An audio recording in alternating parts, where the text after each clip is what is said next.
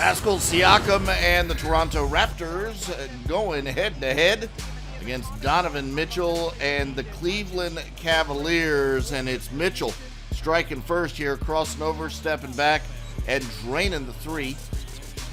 Cleveland up 9-6 at that point. Then Siakam backs down and hits the turnaround. Then Scotty Barnes finds OG Anunoby, who drains the three to cap a 10-0 run. And somewhere Luka Doncic is probably smiling since they're best buddies. Later, Fred VanVleet finds Siakam. He hits the three as the shot clock expires. Then Siakam, little baseline move, and then hits the step-back jumper. He had a double-double, 18 points and 11 rebounds. Darius Garland comes off the screen and knocks down the step-back three. He had a double-double, 18 points and 10 assists. Fred VanVleet hesitates, crosses over, and drives in for the land. At the half, Toronto up by 9, third quarter. Darius Garland pushing and finding Evan Mobley up top for the jam.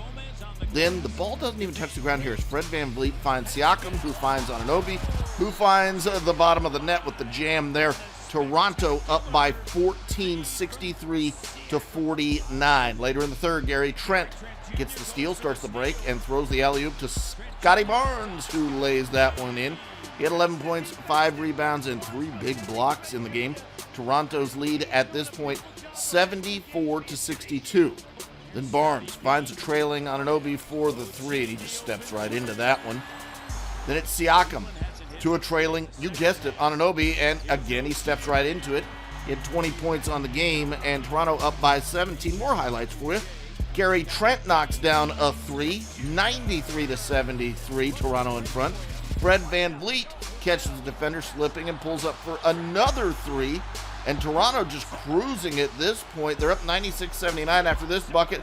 They go on to win it by a dozen. Your final score, 100-88.